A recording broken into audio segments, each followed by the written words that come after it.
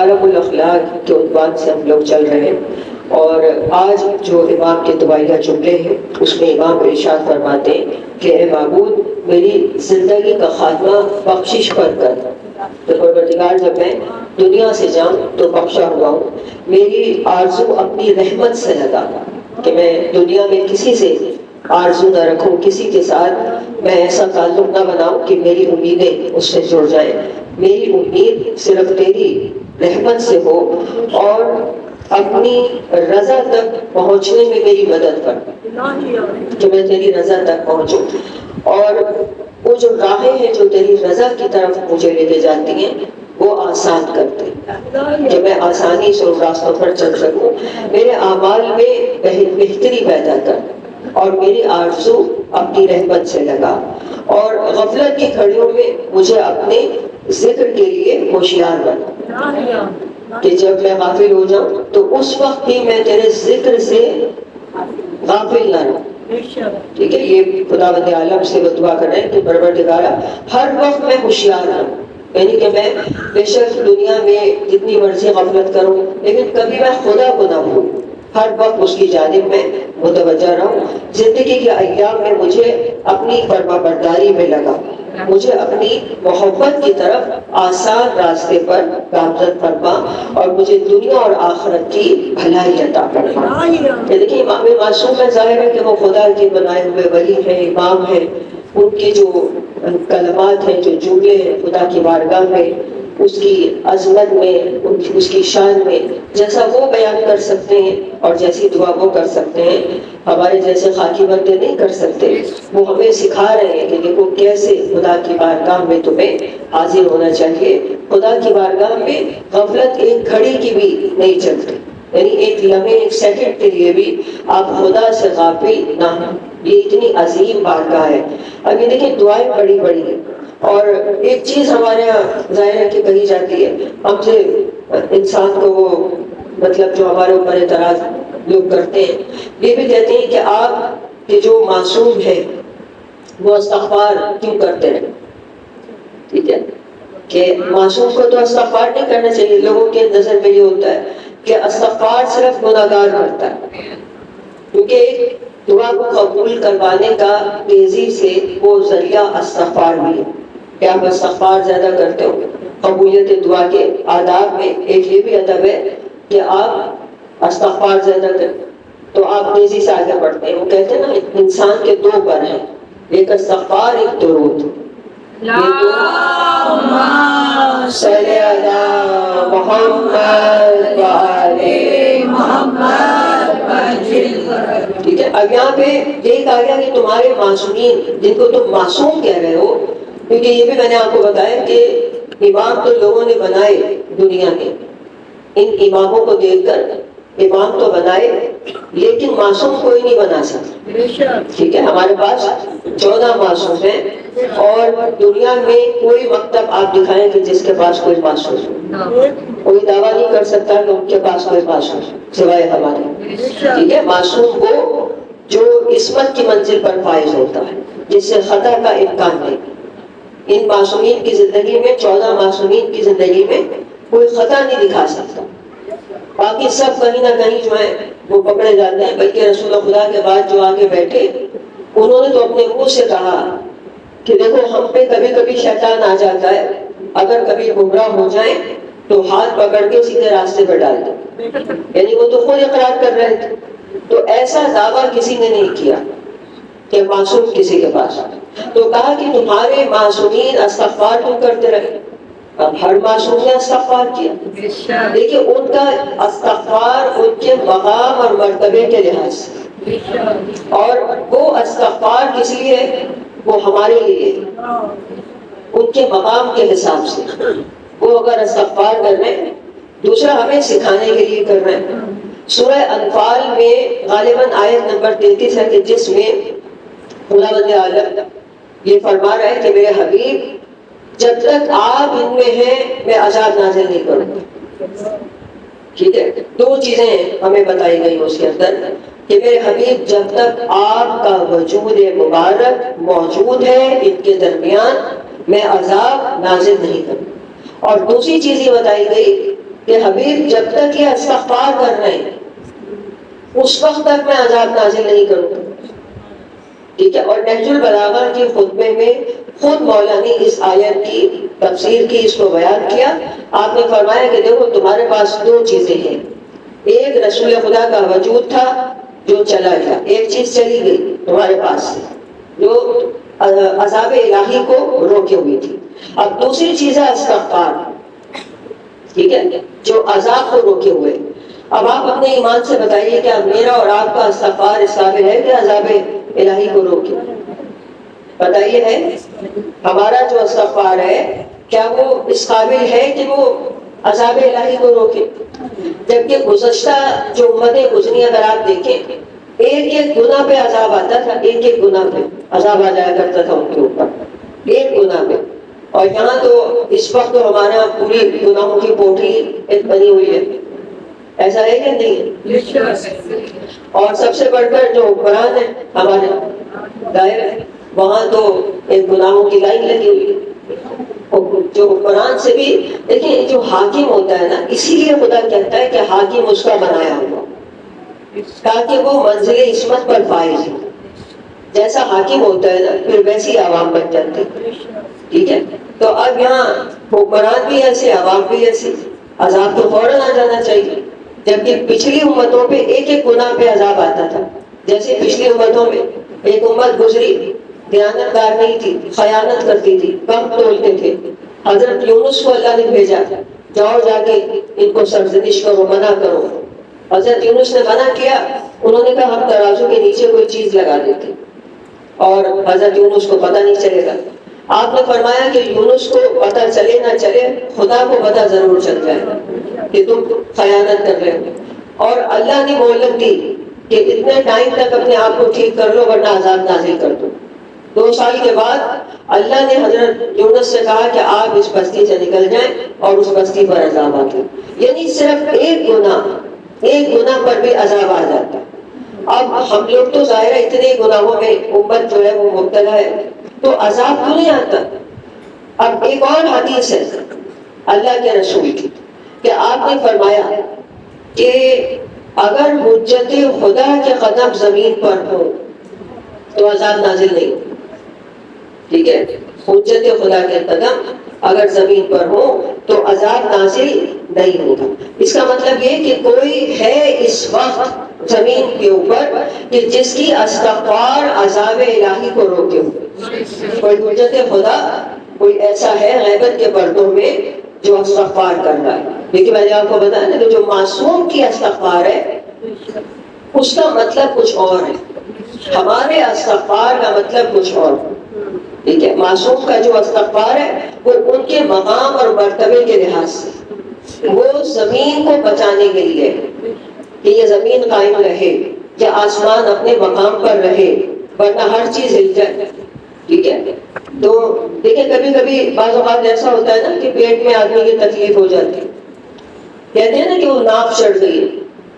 کبھی آپ نے سنا ہو ایک شخص ڈاکٹر کے پاس گیا، اس نے کہا کہ میں کھڑا ہوتا ہوں گر جاتا ہوں، اور ڈاکٹر نے کہا کہ آپ کی ناف ہل گئی ہے، یعنی آپ کا بیلنس، ناف جو ہے ہماری بیلنس ہے ہماری باڈی کے اندر. ٹھیک ہے.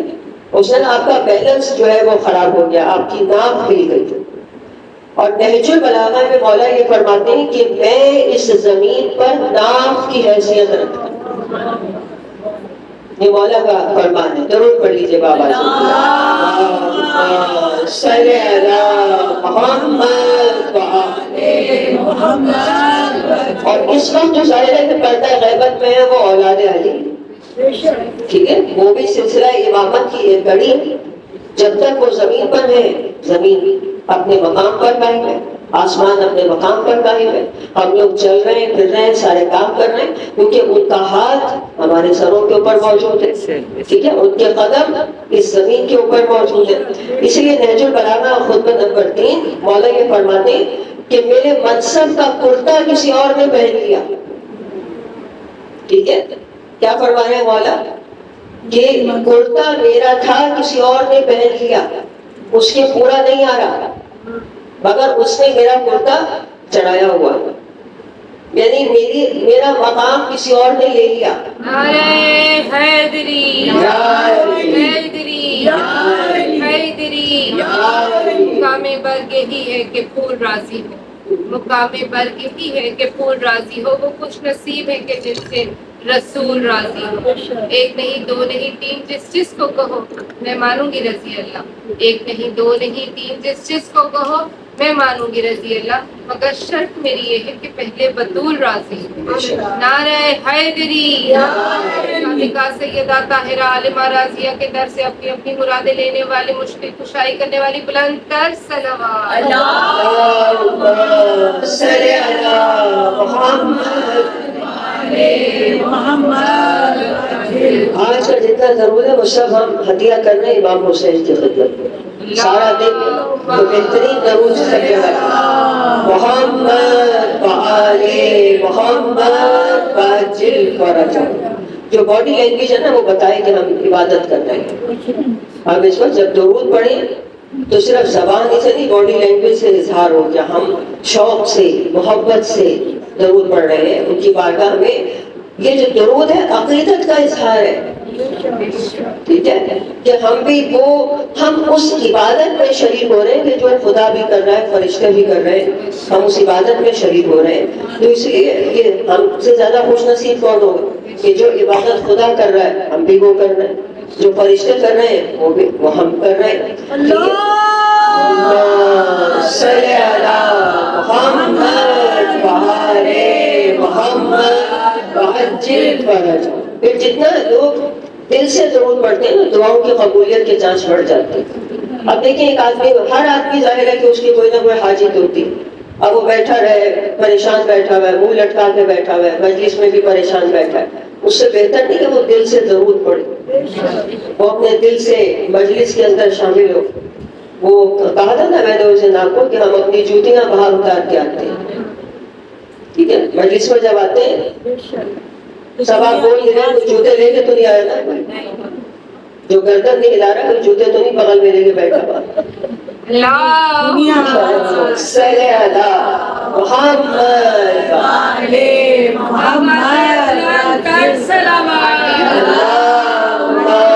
صلی علی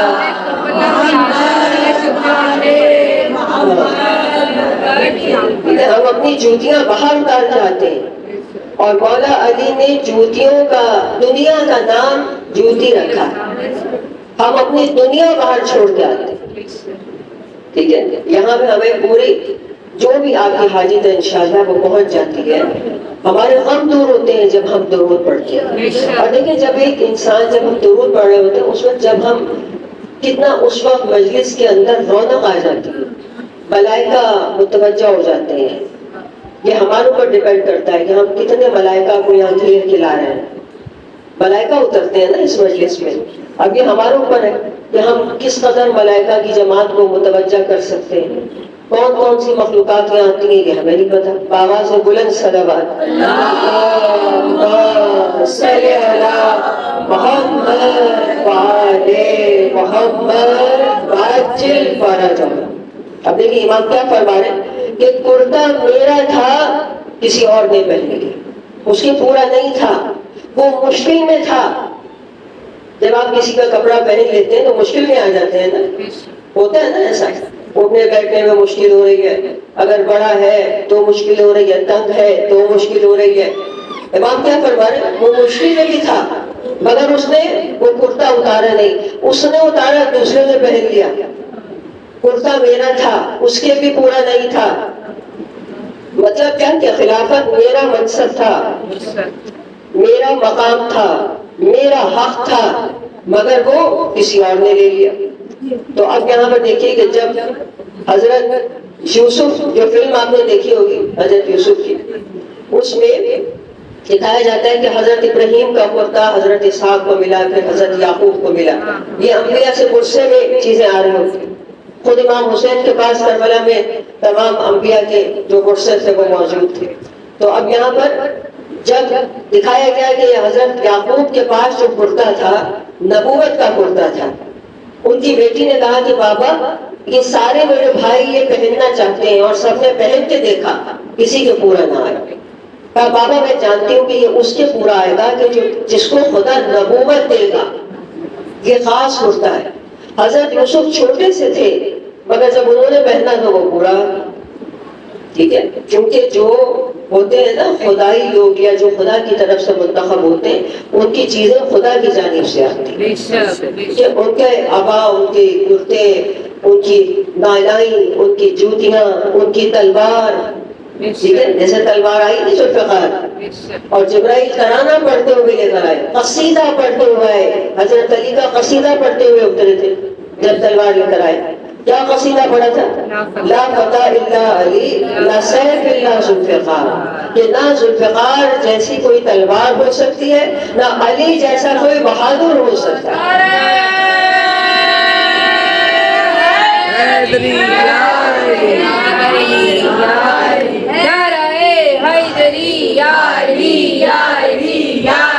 مدد حق ہے، اللہم صلی علی محمد وآلِ محمد۔ کسی نے کہا بات نہیں کہ یا رسول خدا اس کے دو منہ کیوں ہیں ذوالفقار کے؟ آپ نے کہا اس لیے کہ یہ حق و باطل میں تمیز کرنے والا خاص تحفہ تھا حضرت علی کے لیے، اور اس نے اٹھانے کی کوشش کی نہیں اٹھی۔ کہا یا رسول خدا یہ ہم سے تو چلتی بھی نہیں ہے، یہ صرف علی کے ہاتھ میں چلتی ہے، ہم تو اسے اٹھا بھی نہیں سکتے، کیونکہ خاص تحفہ تھا، خدائی تحفہ تھا جو اس کے ولی کے لیے آیا تھا۔ یعنی یہ اشارے بتا رہے ہیں کہ یہ خدا کا ولی ہے، خدائی تحفوں کا حقدار یہ ہے۔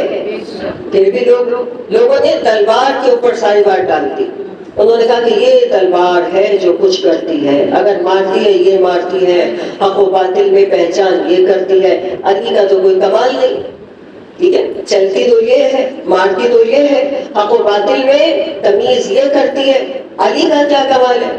تو چلو کوئی کمال نہیں علی کا، سب کچھ تلوار کر رہی ہے، چل بھی وہی رہی ہے، حق و باطل میں تمیز بھی وہی کر رہی ہے، مگر اتنا تو مانو کہ تمہارے بزرگوں کو نہیں ملی، میری تو علی کو ملی۔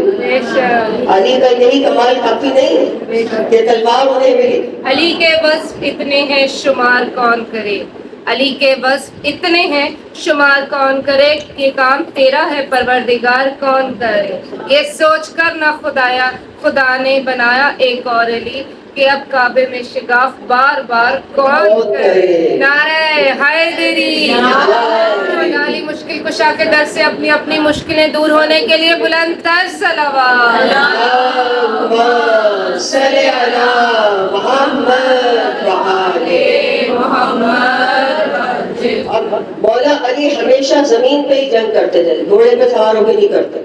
وہ کہتے تھے مجھے کسی کے پیچھے بھاگنا ہی نہیں، جس کی موت ہوگی میرے سامنے آ جائے گا۔ امام فرماتے تھے کہ جس کی موت لکھی ہوگی میرے سامنے آ جائے گا، اور وہ آ بھی جاتا تھا اور علی ذوالفقار کا صدقہ اتار کے پھینک دیتے، ٹھیک ہے۔ صرف جنگ صفین میں ایک موقع ایسا آیا کہ امام نے فرمایا گھوڑا لاؤ۔ اب آج علی اپنی شجاعت کا دوسرا نظارہ کروا رہا ہے جنگ صفین۔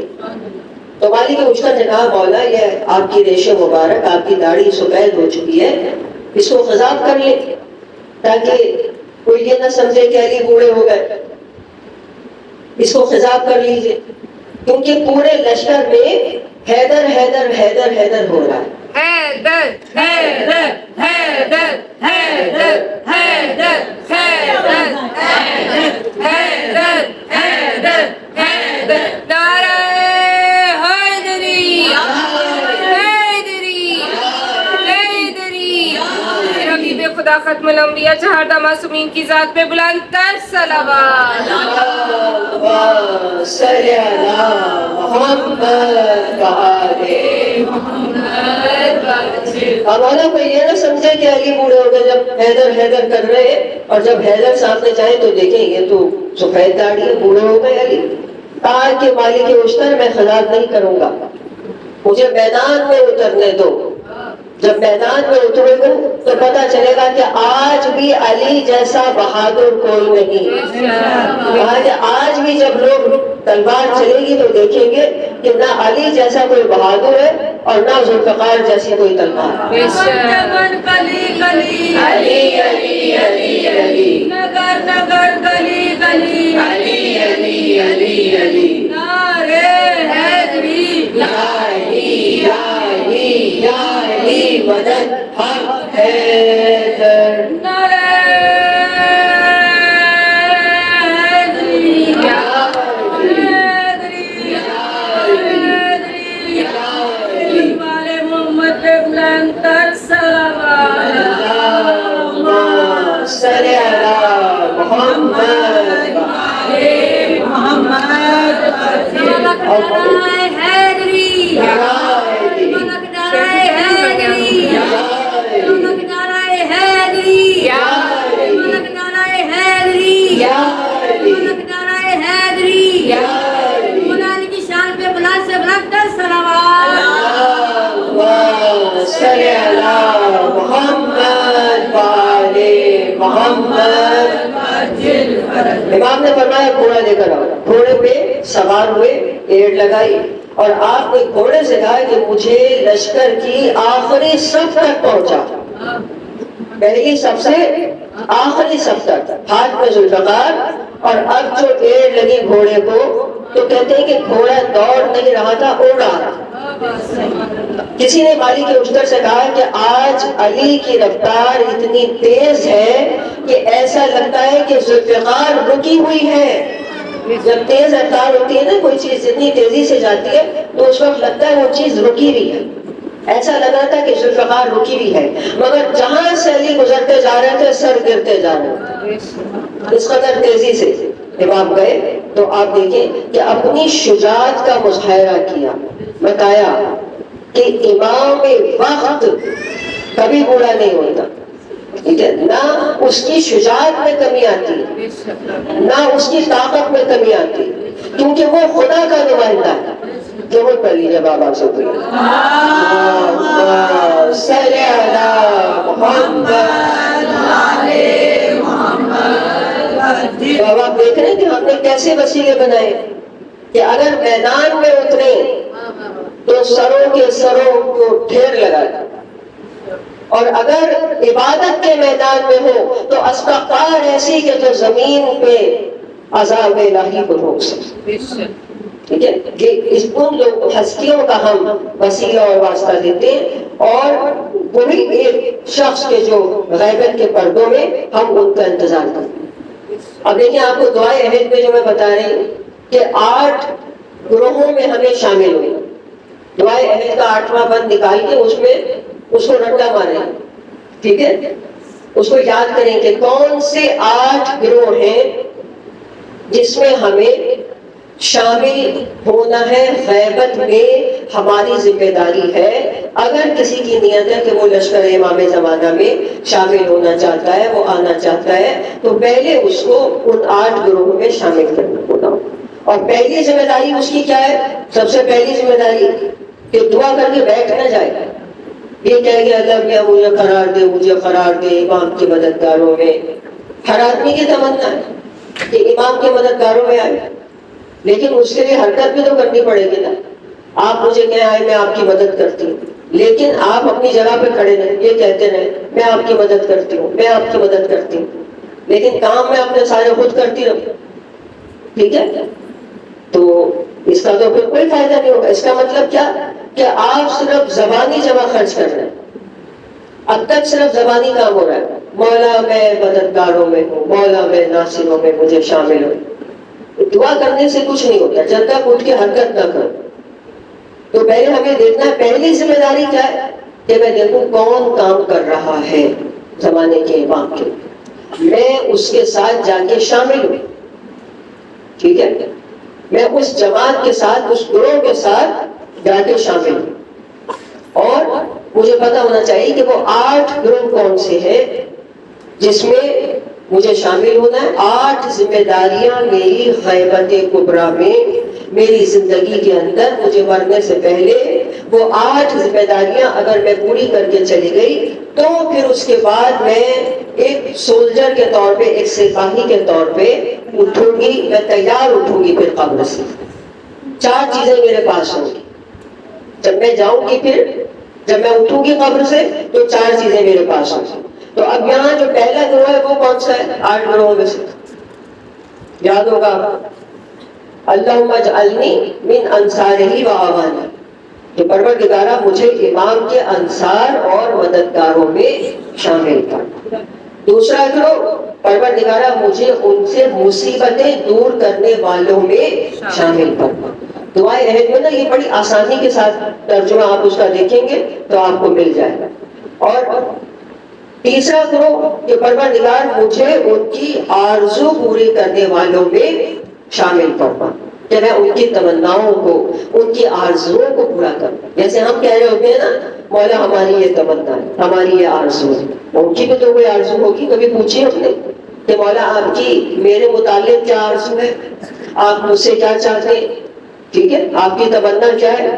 اور نمبر 4 کہ ان کی طرف دوڑ کے جانے والوں اس میں مجھے شامل ہوگا، کہ اس وقت میں اپنے کام آگے نہ رکھوں. جیسے مجھے بلایا جائے یا کوئی کام ہو، میں کہوں کہ مولا میں حاضر. پھر اس کے بعد نمبر 5 ان کا حکم ماننے والوں، ان کی اطاعت کرنے والوں میں. نمبر 6 ان کی نواحی سے بچنے والوں میں. نمبر 7 ان کی حمایت اور نصرت کرنے والوں میں مجھے شامل ہونا ہے. نمبر 8 ان کے سامنے شہادت پانے والوں میں شامل ہوں.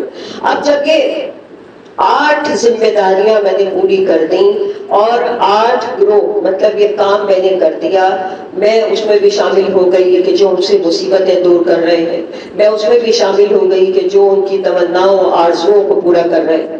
ٹھیک ہے، اب دیکھیں ان سے مصیبت دور کرنے کا کیا مطلب ہے، کیسے میں مصیبت دور کروں گی. مطلب کوئی میرے پاس آتا ہے، میری مصیبت دور کر دو. اگر میں کہوں کہ مولا میں اس کی مصیبت دور کر رہی ہوں، کیونکہ وہ امام ہی کی مصیبت ہے. اگر کوئی مصیبت میں آتا ہے، کوئی مومن ہے، کوئی عاشق حسین ہے، عزادار ہے، اگر کوئی مصیبت میں ہے تو اس کی مصیبت دور کرنا امام وقت کا کام ہوتا.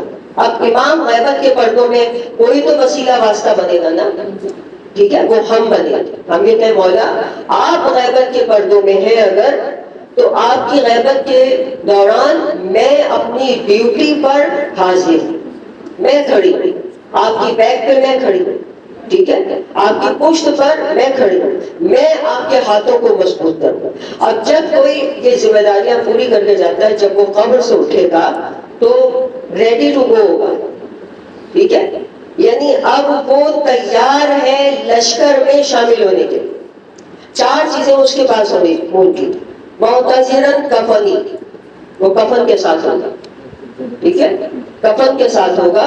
شاہرن سیفی، اس کی تلوار ہوگی لہرا رہی، وہ اسلحہ اس کے پاس ہوگا. مجردن قناتی، اس کا نیزہ اس کے پاس ہوگا. ملبین دعوت الداعی فی الحاضر، اور اس کے پاس بصیرت ہوگی. 4تھی چیز بصیرت، شعور، کہ جب ظاہر ہے جب امام کی آواز آئے گی مردے بھی سنیں گے نا، جو چلے گئے مردے بھی سنیں گے. اب وہ مردہ اگر زندگی میں کچھ کام کر کے گیا ہے تو اسے بصیرت اور شعور اپنے ساتھ لے کے گیا. اگر یہاں دنیا میں شعور سے تھا، بصیرت کے ساتھ تھا، قبر سے جب اٹھے گا تو بصیرت اور شعور اس کے پاس اس وقت بھی ہونا چاہیے، کیونکہ اس وقت دجالی آوازیں بھی ہوگی، شیطانیت کی آواز بھی ہوگی، مردہ بھی وہ سن رہا ہوگا. ٹھیک ہے، اب اسے بصیرت ہونی چاہیے کہ کون سی آواز امام کی ہے. ٹھیک ہے، اس کو پتا ہونا چاہیے کہ ان آوازوں میں جو آوازیں آ رہی ہیں، اب اس کے پاس اتنی بصیرت، یہ بصیرت بھی ایک اسلحہ ہے، ایک شعور آپ کے پاس ایک ہتھیار ہے دنیا میں بھی اور دنیا سے جانے کے بعد یہ آپ کے پاس ہتھیار کی صورت میں. جیسے اب دنیا میں بھی آپ کو کوئی دھوکہ دے رہا ہوتا ہے، کتنی جگہوں پہ آپ بصیرت استعمال کرتے ہیں نا، شعور استعمال کرتے ہیں. وہ شعور اور بصیرت آپ کو لوگوں سے دھوکہ کھانے سے بچاتا ہے، یعنی بصیرت ہے، یہ ہتھیار ہے. ٹھیک ہے. تو یہاں پر اب دیکھیے کہ یہ 4 ذمہ داریاں ملی، 4 ذمہ داریاں. کفن کے ساتھ اٹھوں میں، ٹھیک ہے. اس کا انتظام بھی مجھے دنیا میں کر کے جانا ہے کہ جب میں 8 گروہ میں شامل ہوگی، میں نے کوئی ذمہ داری ادا کی ہوگی تو میں کفن کے ساتھ اٹھوں. وہ کفن میرے بدن پر ہو، یعنی وہی لباس ہوگا. اب ہو سکتا ہے کہ جو کام کر کے جائیں امام کے لیے، ہمیں نہیں پتا ان کو کیا کیسا لباس ملے گا، کیا ملے گا، لیکن یہاں کفن کہا ہے. نمبر 2 تلوار. اب تلوار اور نیزہ یہ علامتیں، ٹھیک ہے. تلوار نزدیک سے جنگ کرنے میں کام آتی ہے. یہ وہ اسلحہ ہے کہ 2 لوگ آپس میں لڑ رہے ہو یا میدان میں پیدل آدمی لڑ رہا ہو تو کام آتا. نیزہ وہ ہتھیار ہے جو دور سے شکار کرتا ہے، ایسے دور پھینکا جاتا ہے. یعنی اس میں علماء عرفا کہتے ہیں کہ یہ سمجھ لیں کہ جیسے پلان اے پلان بی، جب یہ جنگیں وغیرہ ہوتی ہیں یا کوئی کام کرتے ہیں، کیا آپ جب کوئی کام کرتے ہیں اور آپ کہتے ہیں کہ دیکھو 2 راستے ہیں کام کرنے کے، اگر اس طریقے سے کام نہ ہو سکا تو اس طریقے سے کریں، مطلب پلان اے پلان بی، ٹھیک ہے. اگر پلان اے کام نہ آیا تو پلان بی کر لیں، ایسا ہی ہے نا، ٹھیک ہے. تو یہاں پہ بھی یعنی یہ جو 2 چیزیں ہیں علامت کے طور پر استعمال ہو رہی ہیں. یعنی میرے پاس جب میں اٹھوں تو 2 حکمت عملی موجود ہو، ٹھیک ہے.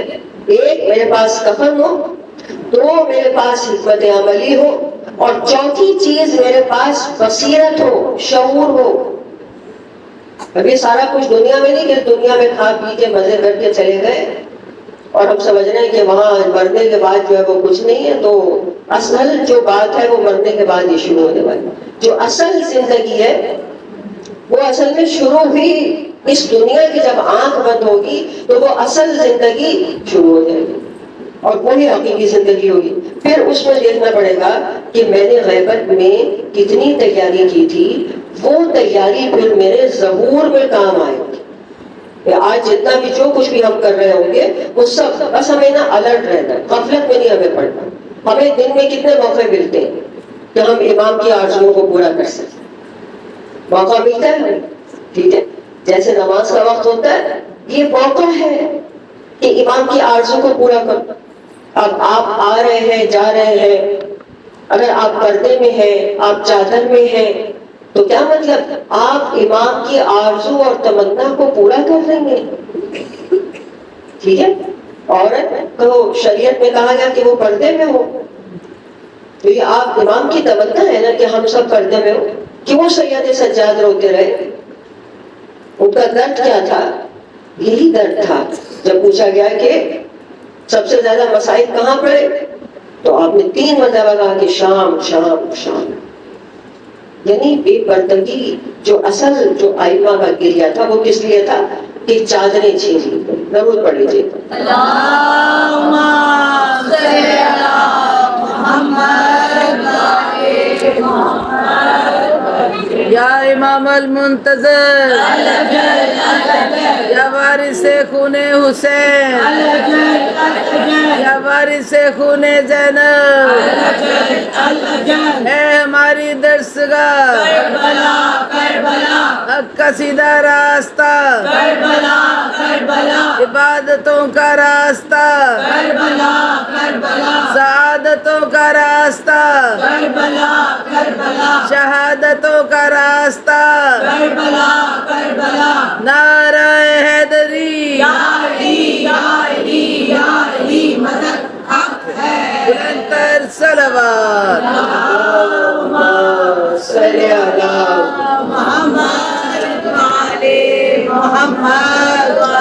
بس اللہ تعالیٰ نے حسین آج کی شب قیامت کی شب خدا بند عالم ہمارے غصے کو قبول فرمائے. سارا دن آپ گریے کی حالت میں رہے، قاتلان حسین پہ لعنت کرتے رہے، عزاداروں کی خدمت بھی کریں. یہ بھی ایک کام ہے ہمارے کرنے کا جس سے ہم امام حسین کو راضی کر سکتے ہیں، خدا کو راضی کر سکتے ہیں. ایک دوسرے کا خیال کرنا، ایک دوسرے کی مدد کرنا. عزاداروں دنیا کا دستور ہے، کسی کا باپ مر جاتا ہے تو اس کے بیٹوں کو پرسہ دیا جاتا. لیکن عزیزانو یہاں جو بیٹا کربلا میں موجود تھا اس کو پرسہ تو کیا دیتے، وہ جب باپ کے لاشے پر آیا تو اس کے ہاتھوں میں ہتھکڑیاں تھیں، گلے میں توق خاردار تھا، پاؤں میں بیڑیاں تھیں. اب میں سوچ رہی تھی ابھی کہ آج مجلس میں کہ آج کا صرف دن ہے، جناب زینب کل سے اسیر ہو جائے. آج ہاتھ کھلے ہوئے ہیں، کل ہاتھ بندھے ہوئے ہوں. چند گھنٹے رہ گئے. وہ ایک دعا ابھی میں سن رہی تھی، اس میں کہہ رہے تھے کہ بیڑیاں ہوتی ہیں تیار، بیڑیاں تیار ہو رہی ہوں، سید سجاد کی ہتھکڑیاں تیار ہو رہی ہوں گی. گلے کا توق جو اتنا وزنی تھا باقاعدہ تیار کی گئی تھی، یہ چیزیں وہ تیار ہو رہی. عزیزانو بیٹیاں باپ کو کتنی پیاری ہوتی. مولا فرماتے ہیں کہ بیٹی کے بغیر باپ کا جنازہ سجتا نہیں ہے. آپ نے دیکھا ہوگا اکثر باپ کا جنازہ پڑا ہوتا ہے، کہتے کیوں نہیں اٹھانے، کہتے بیٹی کا انتظار ہو رہا، بیٹی آ جائے تو جنازہ اٹھے، بیٹی کا انتظار ہو رہا. اسی لیے کہتے ہیں جب تک بیٹی آ کے کریا نہ کرے جنازہ سجتا نہیں باپ کا. ایسا سدارا دوست یہ کیسا جنازہ تھا حسین کا کہ جہاں جب بیٹیاں بہنیں آتی تھیں تو تماچے مارے جاتے تھے، تازیانے مارے جاتے تھے. کیسا غم حسین ہے جس کی حرارت ہمارے دلوں کے اندر ہے. عزیزانو روایت ملتی ہے کہ جب حسین چھوٹے سے تھے اور آتے تھے نا رسول اللہ کے پاس تو رسول خدا پہلے ان کے لبوں کو چومتے تھے، پھر ان کے گلے کو چومتے، پھر آہستہ آہستہ کرتا اوپر کرتے، پورے بدن کے بوسے لیتے. ایک دن مولا علی نے کہا کہ بابا یہ آپ کیا کر رہے ہیں یا رسول خدا، پورے بدن کے بوسے کیوں لیتے؟ تو آپ نے فرمایا کہ جہاں میرے حسین کو تلواریں لگیں گی، جہاں نیزے لگیں گے، جہاں پتھر لگیں گے، میں ان جگہوں کا بوسہ لیتا ہوں. کیسی قیامت کا دن ہے عزاداران حسین، رسول خدا. اور وہ وقت آ گیا، دیکھیے نہ لشکر نہ سپاہی نہ کثرت الناس، نہ علی اکبر نہ قاسم نہ علی اکبر نہ عباس، کوئی نہیں. آخری وقت آ گیا، میرا مولا تیر تلواریں پتھر کھا کر زلجنا پر جھوم رہا. کبھی دائیں جانب جھکتے ہیں، کبھی بائیں جانب جھکتے ہیں، زبان سے الفاظ نکل رہے اماں اماں. جب ہم کسی مشکل میں یاد آتے ہیں تو ہائے کہتے ہیں ہائے میری ماں، ماں یاد آتی ہے. امام کے لبوں پہ بھی جملہ ہے اماں اماں. اچھا دارو زعفر جن کا ایک خادم یا ایک سپاہی وہاں سے گزر رہا تھا، اس نے دیکھا کہ لہو کا دریا بہ رہا ہے کربلا اور اس میں لاشیں پڑے ہوئے، اور ایک غریب گھوڑے پر سوار کبھی دائیں جانب جھکتا ہے، کبھی بائیں جانب جھکتا ہے، کبھی سامنے کی جانب جھکتا ہے، کبھی پشت کی جانب جھکتا ہے، اور کبھی رو کے کہتا ہے اے میرے شیروں اے میرے دلیروں تم کہاں چلے گئے. کبھی تو حسین کی ایک آواز پر آ جاتے تھے، آج میں بار بار بلا رہا ہوں تم آتے نہیں. کٹی ہوئی گردنوں سے آواز آتی تھی لبیک یا حسین. کٹی ہوئی گردنیں پکارتی تھی مولا ایک بار اور زندگی مل جائے. بس عزادارو اس زعفر جن کے خادم نے جب دیکھا یہ روتا ہوا زعفر جن کے دربار میں پہنچا، جا کے اس نے کہا امیر بڑے آرام سے بیٹھے ہو. کہا کیا ہوا تجھے، کیا ہوا تو کیوں مرنے والا ہو رہا، یہ تیری حالت کیا ہے؟ اس نے کہا فاطمہ زہرا کو کیا منہ دکھاؤ گے. کہا کیا ہوا یہ کیسی باتیں کر رہا ہے. کہا امیر فاطمہ کا لال نرغہ آدھا میں گھرا ہوا ہے. بس زعفر جن نے تخت و تاج کو ٹھوکر ماری، اپنے لشکر کو لے کے کربلا میں آیا. جب کربلا میں آیا کیا دیکھا کہ لہو کا دریا ہے، آسمان سیاہ ہو چکا ہے، خون برس رہا ہے، آندھی سی چل رہی ہے. فرزند زہرا سلجنا پر کبھی اس طرف گرتا ہے کبھی اس طرف گرتا ہے. یہ آگے بڑھا, آگے بڑھ کر سلام کیا. حسین نے سر اٹھایا, اپنے لہو کو پوچھا, کہا اس دشت غربت میں جعفر تم آئے ہو ہمیں سلام کرنے؟ ہم سمجھ رہے تھے, ہم سوچ رہے تھے کون ہے جس نے ہمیں سلام کیا. جعفر یہ تم ہو؟ کہا میں آیا ہوں. کہا جعفر دیکھو ہمارے ساتھ کیا ہوا. مولا کیا ہوا آپ کے ساتھ؟ کہا جعفر کوفیوں نے بلایا تھا تو دغا کی. جعفر نے پوچھا مولا کیا آپ اکیلے آئے؟ کہا نہیں جعفر میں اکیلا نہیں آیا, بھرا گھر لے کر آیا تھا. کہا مولا اگر بھرا گھر لائے تھے تو اکبر کہاں ہے؟ کہا برچھی لگی. مولا قاسم کہاں ہے؟ کہا روزے گئے. مولا اور محمد کہاں ہے؟ کہا گردنیں کٹی. کہا مولا تو کیا آپ عباس کو ساتھ نہیں لائے؟ کیا عباس ساتھ نہیں آئے؟ جو علی اکبر مارا گیا, جو اور محمد مارے گئے, جو قاسم روتا گیا, کیا عباس ساتھ نہیں آئے؟ کہا جعفر آیا تھا میرا بھائی, آیا تھا. جعفر تمہیں پتا ہے میری کمر ٹوٹ گئی, میرا بھائی مارا گیا. جعفر میرا بھائی مارا گیا. جعفر نے کہا مولا مجھے اجازت دیجیے, میں بدلہ لوں, میں ان سے بدلہ لوں گا. میں شرمندہ ہوں, اکبر کو نہ بچا سکا, قاسم کو نہ بچا سکا, میں شرمندہ ہوں, اب آپ کو تو بچا لوں. میرے مولا نے کہا جعفر تو نے انصاف نہیں کیا. جعفر بڑی حسرت سے میرے مولا نے کہا جعفر تو نے انصاف سے کام نہیں لیا. یہ بتا جب علی اکبر نہیں رہا تو میں جی کے کیا کروں؟ جب عباس نہیں تو اب میرے جینے کا کیا کام؟ ابھی یہ باتیں ہو رہی تھی کہ امام نے جعفر سے کہا یہاں سے چلا جا. امام کا حکم تھا, جعفر چلا, مگر ایک مرتبہ پیچھے مڑ کر دیکھا. اسی عالم میں حسین بلندی پر گئے, جا کر کہا اے نوح تم بھی چلے جاؤ, آدم تم بھی جاؤ, انبیاء کو بھیج رہے ہیں. جعفر کہتا ہے میں پلٹ کر واپس آیا, میں نے ہاتھوں کو جوڑا, میں نے کہا مولا ایسے وقت میں تو اپنوں کو قریب بلایا جاتا ہے, آپ واپس کیوں بھیج رہے ہیں؟ کہا جعفر تو گیا نہیں ابھی تک. جعفر میں نے کہا چلا جا اس لیے کہ میری ماں انتظار کر رہی ہے, آواز دے رہی ہے, ارے آ میرے حسین, آ میری آغوش میں آ جا. عزیزانو سینے سے ہاتھ جدا نہ ہو.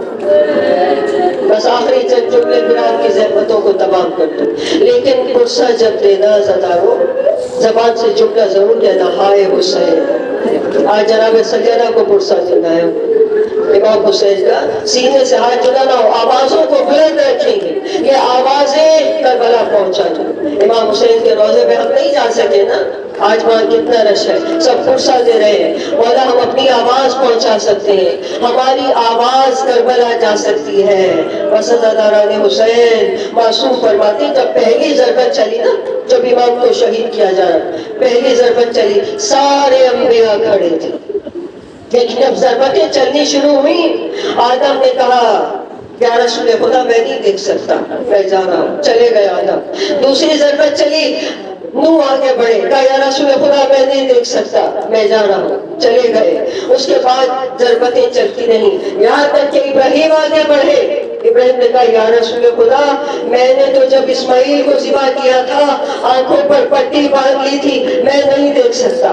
عزاداروں ایک ایک انبیاء کر کے سب چلے گئے, یہاں تک کہ ایک منزل وہ آئی. اب رسول خدا آگے بڑھے اور آگے بڑھ کر کہا یا علی تم جانو زہرا جانے, میں نہیں دیکھ سکتا.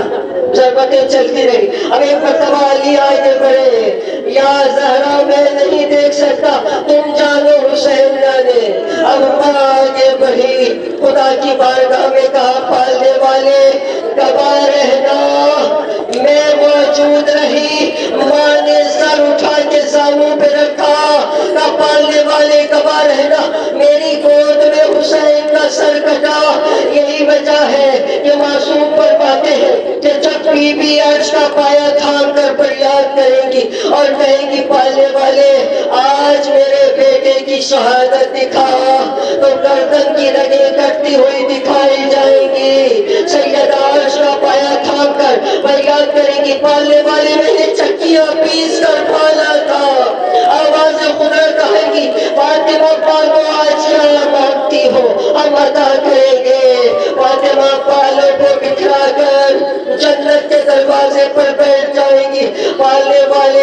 وقت تک جنت میں نہیں جائیں گی جب تک میرے حسین کے عزادار جنت میں نہ چلے جائیں. انا للہ و انا الیہ راجعون. آنے والے ہمارے اس قریب سی عبادت کو قبول فرما.